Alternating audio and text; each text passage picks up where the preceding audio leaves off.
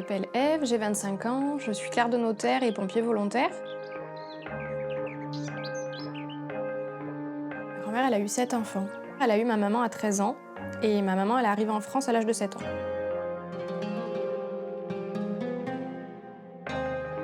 On est plutôt fusionnels, j'ai pas connu mes grands-parents du côté de mon père.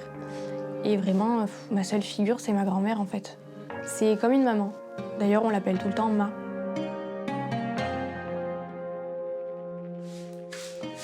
Aujourd'hui, on va faire un couscous avec ma maman Aline et ma grand-mère Douya.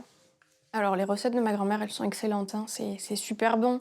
Mais c'est vrai que je cuisine jamais un couscous pour deux, en fait.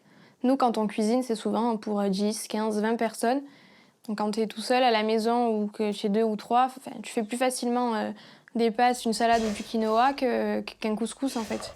Ma, Oui. comment vous faisiez le couscous quand vous étiez au Logidane? Eh ben, fais comme fait la malle. C'était une cité où tous les harkis ont été parqués. Ils étaient enfermés là-bas et puis les hommes travaillaient. Donc mon grand-père, il travaillait au forestage. Il y avait une école dans le camp et on pouvait tout faire à l'intérieur du camp. J'ai vécu le camp avec ma maman. Ça, c'est une catastrophe. Voilà, ça c'est une catastrophe, elle a raison.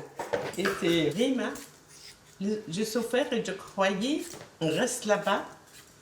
Toute notre vie. Qu'est-ce que j'ai pleuré, qu'est-ce que j'ai pleuré, qu'est-ce que j'ai pleuré, qu'est-ce que j'ai pleuré. Mon grand frère aîné, lui, il a vécu là-bas quelques années. Il est allé à l'école là-bas aussi, donc il nous a raconté aussi. Mais nous, quand on a grandi, il n'y avait plus grand-chose en fait. Il nous restait les débris, les ruines des maisons. Bah après, des fois, on y retourne encore pour balader. Voilà, Moi, je suis à côté. Quand je vais à la caserne, je suis à côté. Donc ça m'arrive de m'arrêter pour balader, mais c'est vrai qu'il n'y a plus rien. Je sais où ma mère vivait parce que tu m'as montré, quand on y va, tu me montres, on se rappelle, mais c'est tout plat maintenant, ça fait bizarre. Enfin, c'est plus comme sur les photos.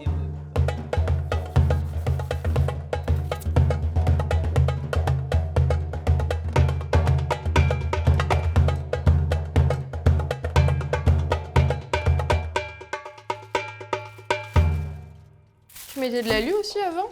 Avant, on n'avait pas d'aluminium. Dans un ramequin, on mettait de la farine avec de l'eau et on colmatait le bord. Et quand ça cuisait, de toute façon, la farine, elle séchait, elle tombait toute seule. Trop fou. Voilà.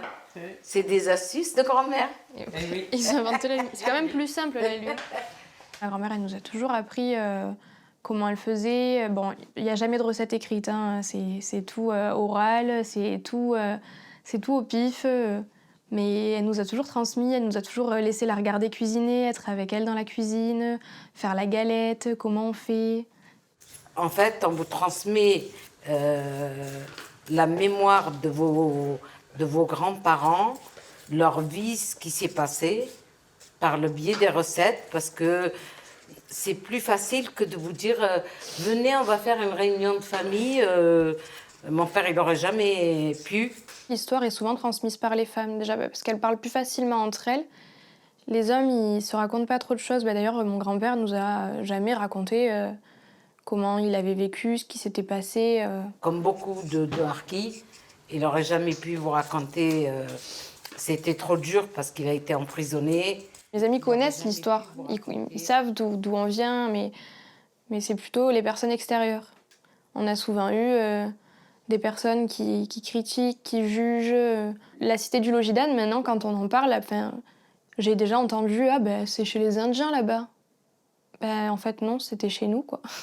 C'était pas chez les Indiens, on n'est pas des Indiens. C'est des mots qui sont encore là, hein, maintenant, et pourtant, j'ai 26 ans et je les entends encore. Pourquoi t'as décidé, maman, de t'engager quand t'étais jeune?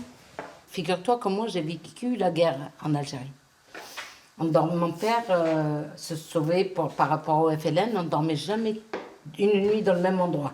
Ma maman, elle s'est engagée dans plusieurs associations, donc elle en a une à elle et elle est engagée dans d'autres assos. Elle a toujours voulu qu'on garde toujours en mémoire ce qui s'est passé et qu'on ne le garde pas juste en se disant « bon, il s'est passé ça ».